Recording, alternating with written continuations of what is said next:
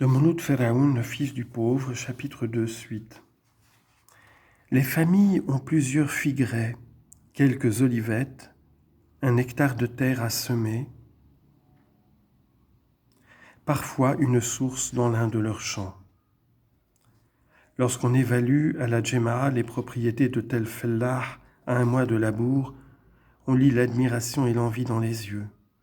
Or, une journée de labour sur nos terrains escarpés avec une paire de bœufs un peu plus gros que les moutons représente à peine 20 ars. Il parle fort.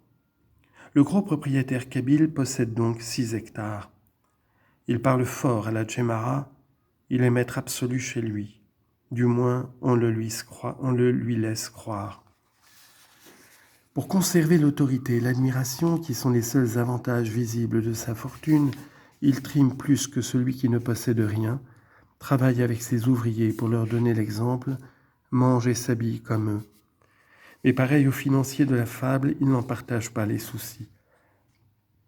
Il possède du bétail, une paire de bœufs, une vache, quelques moutons, un mulet ou un âne.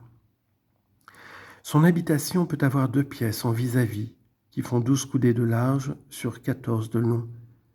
Une ou 2 petites chambres pour le fils aîné ou l'étranger de passage. Toutes les bâtisses sont construites en blocs de schiste liés avec du mortier d'argile. La toiture est en tuiles creuses, reposant sur un lit de roseaux. Le parquet, bien damé, est recouvert d'une couche de chaux poli, luisante et jaunâtre, qui donne une impression de propreté et d'élégance rustique, du moins lorsque la couche est nouvelle.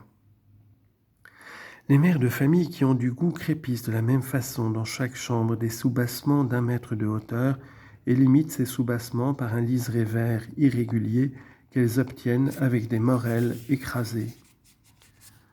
Le haut des murs jusqu'au-dessous de la toiture est enduit d'argile blanchâtre que l'on se procure au prix de 1000 pennes. L'aménagement intérieur des maisons appartient aux ménagères. C'est leur tourment et leur orgueil. Selon l'aisance de la famille, le crépissage est renouvelé périodiquement tous les ans ou tous les 2 ou 3 ans. Chacune des grandes pièces comprend une partie basse dallée qui sert d'étable, d'écurie, de bûcher. Elle est séparée de la partie haute par des piliers trapus supportant la soupente. La soupente renferme les iouslades provisions, les jarres à huile et les coffres de la famille.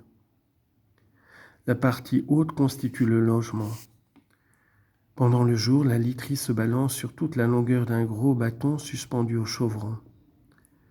Le canoun se trouve n'importe où près du mur qui fait face à l'étable. Au-dessus du foyer, 2 poutres parallèles joignent les 2 autres murs. Ces poutres supportent différentes choses, en hiver des clairs remplis de glands que la fumée du canoun permettra de conserver, du bois vert qui pourra sécher tranquillement à 2 mètres au-dessus du feu, la viande du mouton, de l'haïde dont la graisse prendra l'âcreté du hareng fumé. Les petites pièces n'ont rien de tout cela. Elles présentent la simplicité d'un rectangle sans en avoir la régularité. Leur crépi de chaux est encore plus luisant que celui des grandes parce qu'elles sont moins enfumées. On n'y fait du feu que par les soirs d'hiver. La cour est généralement exiguë. Quelquefois, au-dessus du portail d'entrée se dresse une sorte de pigeonnier auquel on accède de la cour par un escalier sans prétention ou une échelle grossière. C'est une pièce supplémentaire. Au-dessous de part et d'autre du portail, on a construit de larges bancs que la mère de famille enduit d'un vernis de chaux dans les années de prodigalité. Voilà donc l'énumération exacte des signes extérieurs de la richesse. Il n'y en a point d'autre. Jamais de luxe, car tout le monde sait que l'homme riche est avare.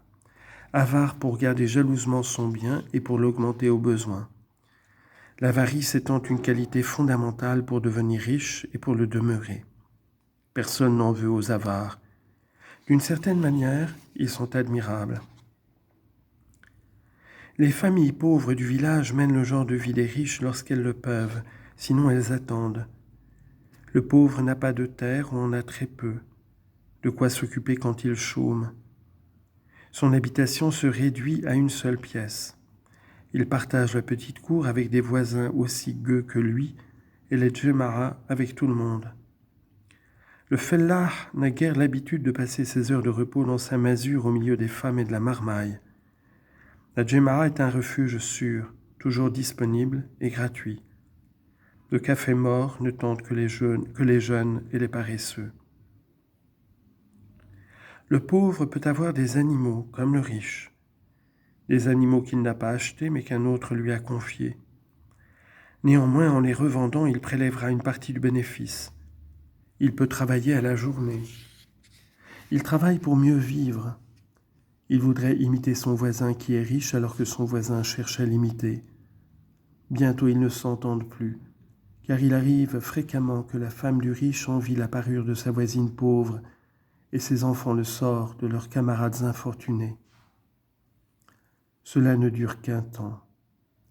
Un hiver pluvieux, une maladie, une dépense imprévue, le départ pour la France du père de famille, sa malchance ou son insouciance suffisent pour établir les positions. Le riche demeure toujours avare. Le pauvre, tour à tour, nargue ou convoite la misère du riche.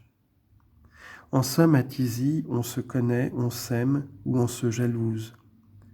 On mène sa barque comme on peut, mais il n'y a pas de caste. Et puis, combien de pauvres se sont mis à amasser et sont devenus riches? Combien de riches se sont appauvris promptement avant d'être ruinés par Saïd, l'usurier, que tout le monde respecte, craint et déteste.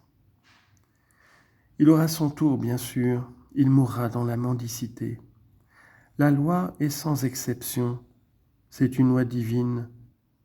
Chacun de nous ici-bas doit connaître la pauvreté et la richesse. On ne finit jamais comme on débute, assurent les vieux. Ils en savent quelque chose, eux.